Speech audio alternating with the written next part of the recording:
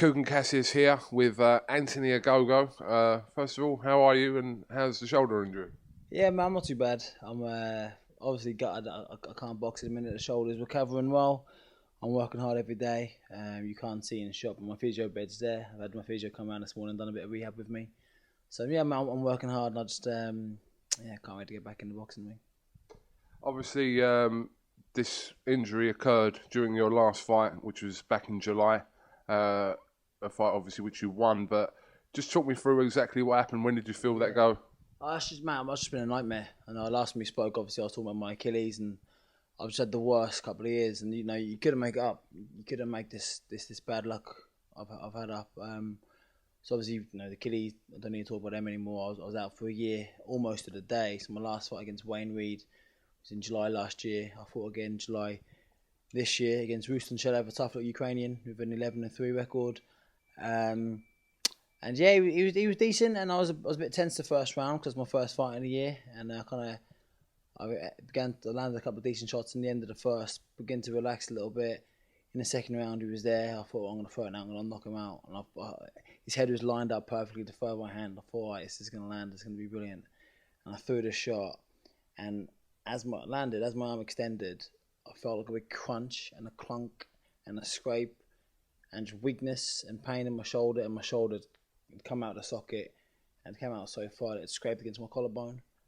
And then I thought, dear God, and luckily I kind of pulled it back in and then went back in the socket. But I was moving around and I could feel the shoulder, normally your arm is obviously snug and tight. I felt my arm just kind of wobbling around within the shoulder socket, and if you can look at it in the footage, you can see it kind of wobbling from the back of my shoulder.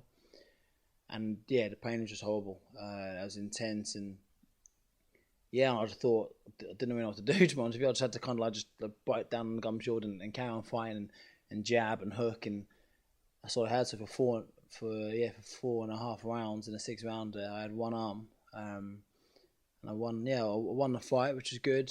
Won every round as well, which is good. So that shows a lot of determination and courage and mental strength and character. But yeah, I was just devastated. I was devastated because it felt like a loss, even though I'd won with one arm. It felt like a loss because I knew the extent of the injury. I knew straight away, it was a bad one, and I knew there was gonna be a few more months of rehab, and as a fight, when you work so hard, I work so hard with my Achilles as well. I work so hard to get back in the ring and to box, and as a fighter, when you're as dedicated as me and you work as hard as me, and you live the life, and something like this happens, it's just devastating. And if I was going out at night, drinking, smoking, taking drugs, and all the bad things that fighters shouldn't do, and then I went into the ring and I got injured, I'd be like, okay, fair enough. Or if I was out on a jet ski and I fell off and I hurt my shoulder, I'd be like, do you know what, fair enough, I'm being silly. But I'd live a clean life, I'd do everything right, I work hard, I listen to my coaches, I don't overtrain, I train hard, but I train smart.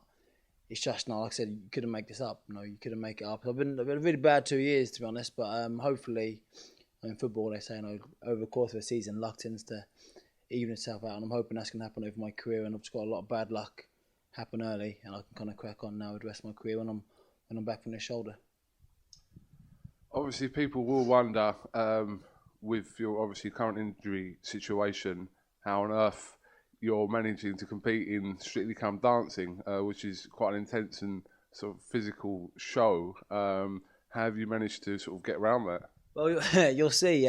Based on the Strictly stuff, I came about because in April, unbeknownst to me, they approached my agent and said, would I be interested in doing the show this year? This was April, May kind of time. I was working hard in my rehab. I was meant to be boxing back in July, which I did. And he didn't even ask me because he knew my answer was going to be, nah, mate, I'm a fighter. I've been out for a year. I want to fight. So he turned that down straight away. Boxed in July, the shoulder happened. I think I tweeted, obviously a press release. Obviously, I'd hurt my shoulder and I couldn't fight.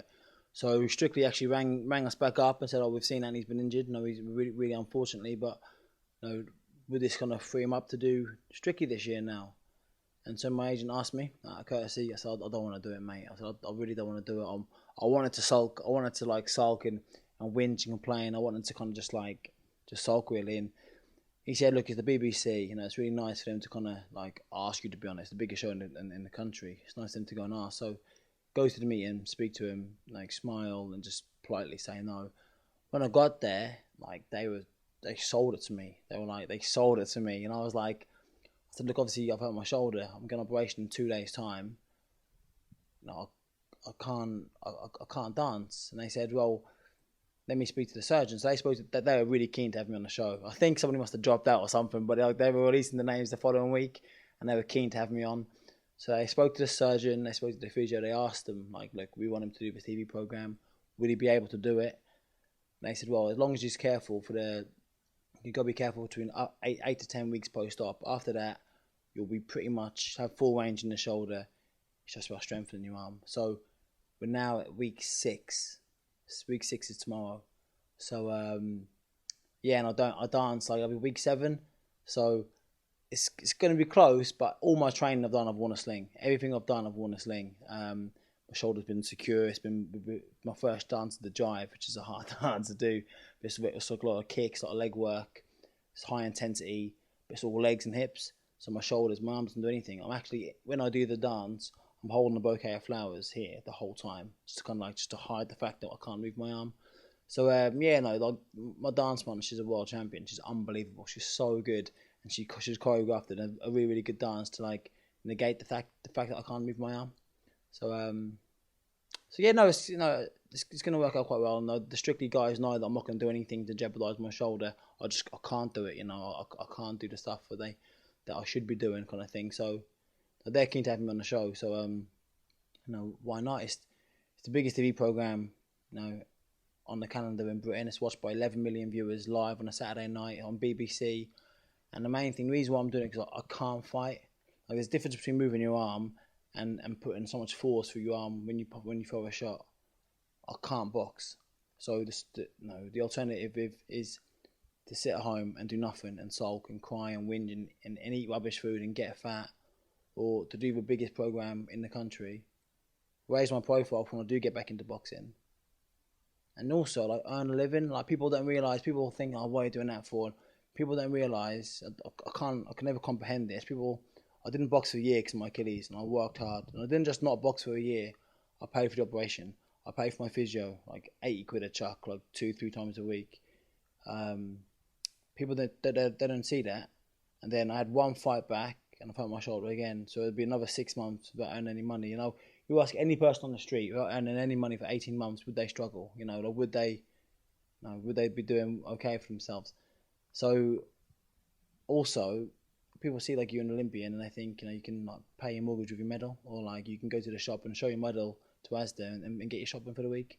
So obviously it's not just like a fun thing to do. It's not just like a great thing to raise my profile. It's a way of earning money, and I've got a mortgage to pay. I've got food I need to eat. I've got operations to pay for. Yeah, so it's there's so many reasons why I'm doing it, and they're all super positives. And the idiots out there who want to kind of criticise and you're doing this and not boxing, I can't fight it. I can't punch. So whilst I can't punch, I might as well do something which is going to improve my fitness, improve my understanding of my own body. And you know what? It's fun. Boxing's a hard sport. Boxing's hard, and you get hit for a living, and it's tough, man. So it's nice for once in a while to do something which is completely different and a bit fun, and it's just a pastime, and it's a nice distraction whilst I can't fight. People are always going to have their opinion about what you do outside of boxing, and you're not the first boxer to sort of compete in these things. Carl Froch's done it himself, and there's other people that have competed in other sort of reality shows and for stuff. So it's up to people. But what you don't know is that the reason why you're actually in it is because they called me a few weeks before, because I was like Sri Lankan Dance King 2011. I can see that, No, but 2011, and then my younger cousin took the title off me the next year. But they saw that few clips on YouTube. They asked me, but obviously I'm filming constantly every day, so I didn't have the time. So I actually went, you know what, my mate Ogogo, give him a shout. I appreciate that, thank you. He's got a dodgy shoulder, but I'm sure he'll be able to do it. Thanks for the hookup. Thanks for that. I appreciate that. But look, so talking about like people saying like having their ideas, it's their perception, isn't it? It's their perception. Like I was talking recently to Chris Eubank Jr. I saw him just randomly down the street. I was having a chat with him. This is obviously before the shoulder injury, and he was like saying all this stuff. And I just thought, you know what, like, give me advice which was unwanted. I didn't want his advice, and he sat there kind of talking down to me like he was some kind of supreme leader of some weird cult. And I was like, mate, I said, you know, I don't really care if you think I'm doing too much or if I'm not doing enough. It's your perception. Just because, like, maybe when he was a fighter, he had to like be in, like, to do one thing, but like, I'm me, you know, I'm not Chris Eubank Jr. I can do what I want to do, and it's his perception. If he thinks I'm not like dedicated enough boxing, and he's a lunatic. Because you ask anybody who's ever trained with me, any of the GB boys on the squad years ago, like, they'll all say, without a shadow of a doubt, the person who trains the hardest, if I'm not the number one person, I'm the top 3 easily, because I don't know anybody who trains as hard as me, who's as dedicated as me, who runs as hard. On the squad, I was always at the front of the ones. Me and Charlie Edwards, and Charlie's like half my weight, and I was at the front of him. Half your weight is about a third your weight. Third weight, and a boy can run. He can run, and I was in there in the weights room. I was in the same group as Simon Valili and Anthony Joshua. Us 3, no, the light heavyweight was like down with the featherweights, and I was like in the heavy group working hard because I pushed myself to the limit all the time, which is probably maybe one of the reasons why I've had a few niggles in the past in terms of injuries. But I'm a lot smarter now, and I know when to work hard and when not to work hard. So yeah, no, it's cool. You know, people can kind of criticize what they you know, they can say what they want, but when I'm in tough fights, when I'm like digging in tough fights, all the strictly stuff, you know, it's gonna be a million miles away. And another thing, people like, it's weird boxing. It's a funny sport because people like complain that it's the same, you know, it's the same as it was 20 years ago, the same as it was 30 years ago. It's kind of stuck in a routine. It's a routine sport, you know. Like we do what we did 30 years ago because we were taught by guys who were taught by guys 30 years ago. Do you know what I mean? It's recycled.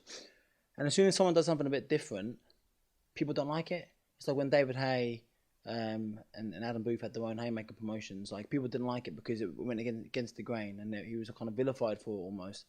It's a weird sport where people kind of complain that it's stuck in a rut.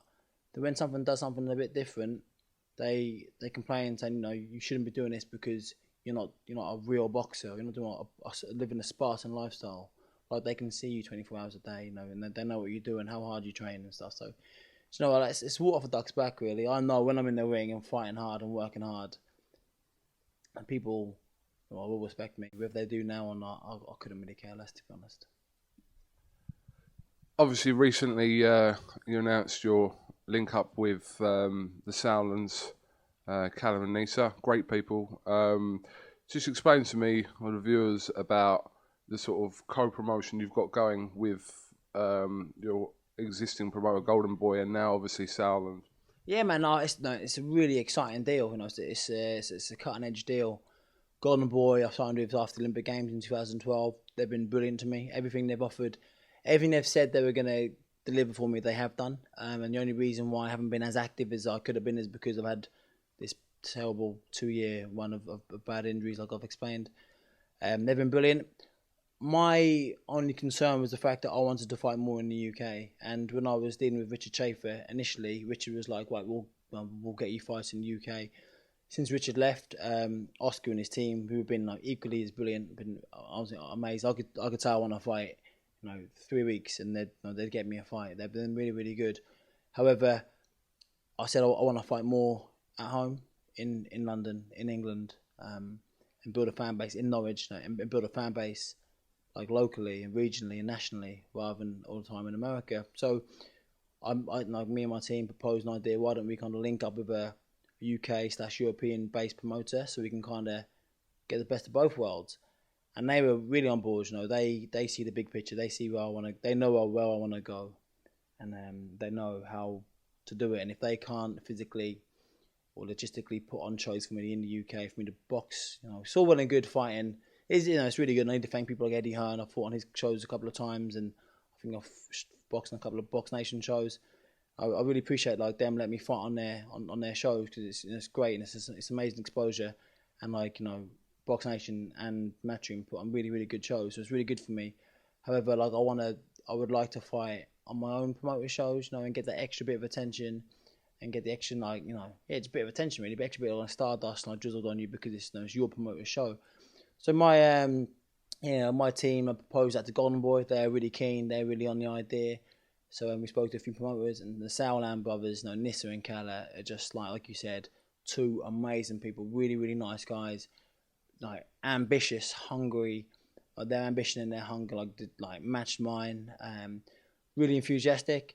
So yeah, so I've done a link-up deal with Sauerland and Golden Boy. You know, both guys really look after me, and they both want to see me get to the very, very top and sell out Carrow Road and Wembley Stadium and hopefully the O2 and all the big arenas, you know, in the country. And that's what I want. That's what they want. So it's great that I've got, you know, Golden Boy over in the US pulling strings for me, and also like much closer to home. Nis lives 20 minutes away down the road, so I can go and see him whenever I want, and they can and they've got like they're pulling the strings for me in the UK, and also, you know, they've got UK dates. They've got loads of dates over in Europe. So if I need to get a fight, like after this injury, when I'm back, I want to be busy.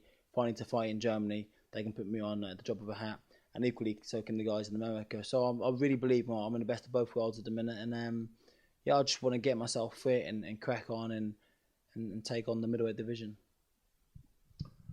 Okay, I just want to finish on a quick word on last weekend's boxing in Las Vegas. Obviously, a routine points win for Mayweather, which kind of people expected, but a disappointing third world title defeat for someone you know very well in George Groves, and seems to be taking it very hard, and you know he's going to be. But how did you assess his performance, Anthony? Yeah, I feel gutted for George, you know, because like you said, you know, he's one of my best mates, and I feel really sorry for him because it's a tough one, you know. It was a close fight, you know. I genuinely think it could have went either way.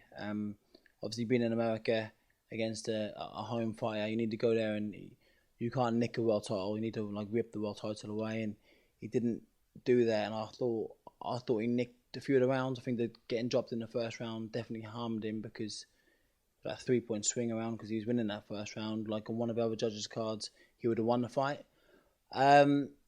You know, but people forget, like, because he's been around for a long time, he's been involved in massive fights, you know, culminating in the Wembley fight last year. People forget he's only 27. He's only 27, and he hasn't had that many fights. Like, I think, remember when he fought Fudge the first time, and initially people were thinking, like, what's he fighting Fudge for? Because he's only ever really become a Commonwealth champion. That's all he's ever done. And obviously he showed everybody how good he was in that first Fudge fight. And since then, he's been at world title level. So he's kind of like, he jumped, I think, from my opinion, from Commonwealth like level to world title pretty quickly. He's young, you know, he's young, and I'm sure he'll come again. He's got a massive name. There aren't anybody really, like, his name's as big as anybody in the super middleweight division. So he'll get opportunities again, I'm sure. And he's promoted by Sauerland, and I know Nissa and Cala very well, and they're great promoters, and I'm sure they'll get him another crack soon. So yeah, hopefully next time he can do it. But yeah, I feel for him. I really feel for him because I think he's deservedly like he should have a world title.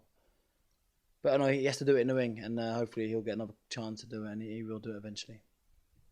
Certainly hope so. All right, well listen, Anthony, thank you very much to the CASSIUS and Elder show here on BoxNation. Speedy recovery with the shoulder. Hope Strictly Come Dancing goes to plan. Hey, go watch and vote.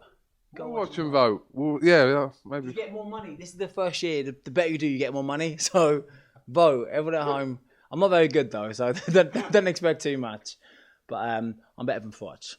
But I've got, because I think Fudge did the one on ITV. I've got to beat Joe Calzaghe and Audley Harrison of the two boxers that have done it in the UK. Neither were that brilliant. They were okay, but they're my standard to beat. And also in America, Mayweather did it. Mayweather did it when he was training for the Ricky Hatton fight, and Victor Ortiz has done it. And again, both guys did all right, but neither of them are going to set the world alight. So they're the kind of four people in my side to have to kind of try to beat. But yeah, vote, because the better I do, the more money I get. So vote, mate. Okay, yes. It's a charity appeal for Anthony Ogogo. All right. Listen, thanks for talking to us. Go on. Final thing.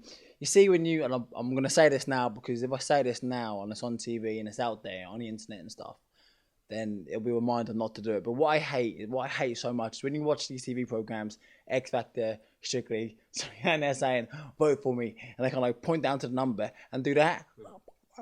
I'm not going to do that. I won't be doing that because that's cringy. So I won't do that. But if I just go just like one of them, that means vote. But that'll be instead of doing that and that, because it's like, you know.